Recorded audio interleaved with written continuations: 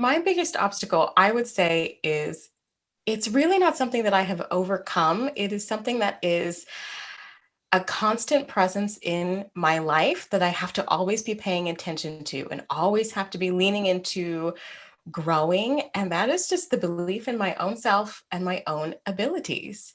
And growing up in the arts and being in this artistic environment where you are faced with a lot of criticism and a lot of rejection, and there's so much of no, do this better, no, change this, no, fix this, do this again, that's not right. You really do have to stay on top of your mindset and continually find the things that bring you joy and focus on the process of getting better and improving versus feeling so connected to the result that you get totally derailed if something doesn't go your way.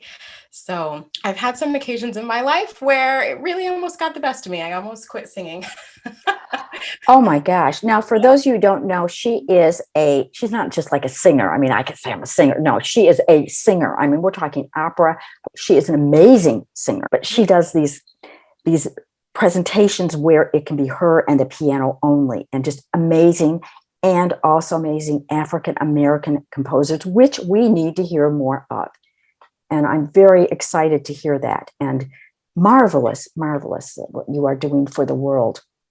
Thank you so I will. much. And that, you know, a lot of our audience, we don't have to be in the arts to have somebody criticize us and to have Mm-hmm. that message carry over. What is your inspiration for doing what you are doing, which is a leap, shall I say, a huge leap Yeah. from the world of an opera singer? Mm-hmm. It's like landing on Mars. What inspired you? Yeah. Oh, that's such a great question. So, okay, I'll tell you, let me take you on the journey here. So Okay. here I am. I was about 27 and I had just finished my master's degree. So here I am. Woohoo, we've got 2 degrees now in vocal performance. I'm ready to go off and conquer the world of opera and make a name for myself and have a beautiful career. And when I tell you I was not ready, that is an understatement. I was a pretty good singer, but I was so unprepared for the stamina of having to rehearse all day long for weeks at a time, the pressure that you have to face to be able to get on a plane, fly to New York, change in the bathroom, and go nail an audition in front of a panel of people that you don't know, and there's a million other singers, and then there's a lot of financial things that they don't prepare you for. Like I had no idea how to actually run my singing career like a business and plan for overhead, and the stress and the nerves really started to catch up to me. And I was so stressed all the time, and it started to affect my voice. And before I knew it, my technique was trash. And I was singing so badly. And I was choking at auditions. And then I wasn't getting auditions, period. And that's the point where I almost quit. And I realized I had given away so much of my own power that I had shut down my own voice. And I couldn't even do the thing that I had been training to do my whole life. It was terrible. And the pivotal moment was when I met a new teacher and she said to me, okay. So all we got to do, we got to fix your singing. Yes. But also, you need to learn how to get to know yourself so well that you can just cruise through every obstacle, the feedback, positive, negative, it doesn't mean a thing to you. And you can just really like own your gifts and go out and crush it and give it away.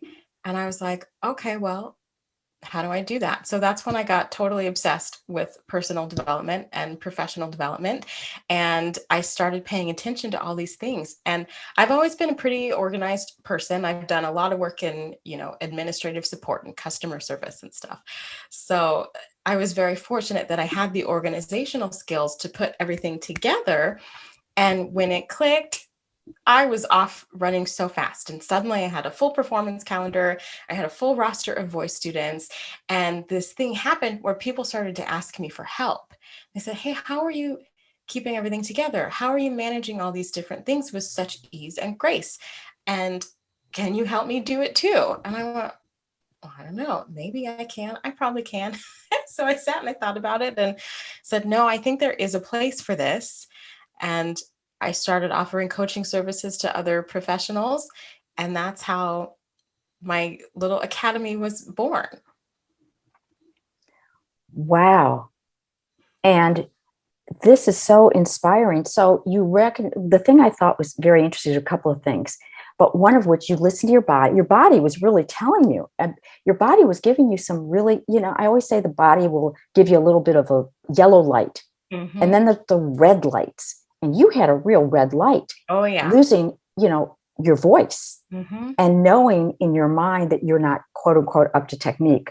Although I can tell you that what I heard was absolutely amazing. You heard the after, that's for sure. You didn't hear the before. It's a big after, let me tell you. It is amazing. And the other thing is that you got in touch with the fact that you can be secure no matter what goes, what is it? Peace in the, calm in the midst of calamity. And what a gift that is. And I know you give it to other people. And I know a lot of times in our audience, those noises and listening to our bodies. And, I think sometimes people don't know what listening to our bodies is. What is it for you? Oh, man, that's so huge. Yes, you're absolutely right. Your body gives you so many clues, and you have to get yourself to a place where you can tune in and pay attention, right? It's like, and it can be as simple as if something happens and you feel yourself getting upset or nervous or angry or whatever emotion appears, just taking a second and tuning into the actual physiology of it, feel the sensations like, oh, weird, my stomach hurts. I wonder what that means. Weird, my shoulders suddenly got very, very tense. And just taking a moment to see what your body is trying to tell you and then unpack it. There's always a reason underneath it. And sometimes it means, okay, I'm having actual real pain and I need to take care of myself by going to the doctor and seeing what this means and seeing what kind of lifestyle changes I need to make. But the information is always there for us. And what you said was so powerful. Stop. It reminds me, I taught kindergarten. Oh. Stop. And I go, stop, drop, and roll. Stop what you're doing. Listen to what's going on. You got to stop first and then roll with it. What is going on with you? My kindergarten mind. I love it. It's so true, though, to stop and listen. And how many of us do that? How many of us think, well, we got to plow through the day because that's our old message. Plow through. We're going to do it, baby. It doesn't stop. It doesn't take a lot of time, and it's so worth it. Oh, so worth it. Absolutely. Tell me, what are some of your favorite quotes? Yes. So I have two that have been so powerful in my life. The first one is and the day came when the risk to remain tight in a bud was more painful than the risk it was to blossom. It's something like that. That's not exact. And that's the niacin quote. And that has been so true for me my whole life. Just those words of when you get to that moment where you have to make a change, and the change is so hard. It's so hard because you got to leap and you're not sure what's on the other side, but staying where you are and having that pain is worth. And so it's like, okay, sometimes you just have to be courageous and take that risk, even if you don't know what it's going to look like. But usually, whatever you are leaping towards, the person you're trying to become on the other side of the leap will catch you. I've had to leap several times in my life. And so that's something that I always hold very dear to moments like that. I love that. Because we all are, whatever it is, even good things. I mean, maybe we're getting ready to retire or go to thinking about a laptop business, whatever it is. It's just that leap there always is that period of, gosh, I really do need to do something. And when we get to that day when we know that the world around us is just, we look out, we might see out that same window and see a different world. And thank you for bringing that up. Oh, yes. That is just so powerful. It really is. You're welcome. Yeah. My other favorite quote, instead of sharing the quote, I will just implore you to find the whole speech and read the whole speech. This is from Carl Palmax. He gave this address to the incoming freshmen at Boston University several years ago.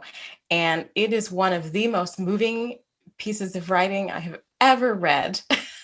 It is incredible. And it's something that I go back and read when I'm having a kind of a low moment. And I go, I don't always feel like practicing, right? And there's some days where I'm like, what's the point? Especially 2020 was so hard. It's 2021 is still hard for so many people. And it's easy to feel like there isn't always a place for what I do. But this is the speech that I go and read, and it can apply to anybody in any genre. It doesn't matter what you're doing, you're needed. Everybody's needed. And this explains exactly why, particularly for people who are creative. Like, it says exactly why the arts are so powerful. So go read it. It'll lift you up. Doesn't matter what you're doing. It's extraordinary. And, it makes me wonder, what inspires us? What is that one thing, that one little thread that will just turn that brain around when we're just so out there? Would you please explain to us, what is Illuminate Your Legacy Academy, and what do you do? Yes. I love that smile. Isn't it beautiful? I'm so excited. Beautiful teeth. God, isn't she pretty? Thank you. So the Illuminate Your Legacy Academy, this has been my little baby brainchild for so many years. And I have this whole thing about light, right? Like, light is so powerful. And being in the theater, you have to, in every performance, there's always a rehearsal where all the performers, we all get on stage, and the lighting designer and the tech crew are up there, and it's just playing with light. And you move from point to point on the stage to find your light, so you can physically feel where it hits your body and move yourself into it, because that's the only way the audience can see you tell your story, right? And what a metaphor for life that is, right? Once you tap into whatever light is inside of you and get a hold of the purpose that you are bringing forth in this world, you got to have the courage to shine it so people can see it. It doesn't matter what you do. It's so important for everybody to tap into your light and illuminate your legacy. What kind of mark do you want to make? What do you want to leave behind? And so the academy now is an online academy so far, and I have all kinds of plans to turn it into retreats and in-person things and stuff like that. But it's a place where I'm going to be uploading lots of personal development courses that teach people how to get more organized, become more productive, really tap into ways for effective, meaningful self-care, how to infuse creativity and joy into your day so you can become more efficient. And I'm just so thrilled about it. This sounds absolutely wonderful. I will have information and a link so that everybody can contact you and get involved with this course. This just sounds so exciting. I'll look forward to hearing more about this as we all come into the light. Thank you. And thank you for being here. It has been truly an honor. Oh, this is such a pleasure. What a lovely conversation. Is it fun? It's been fun.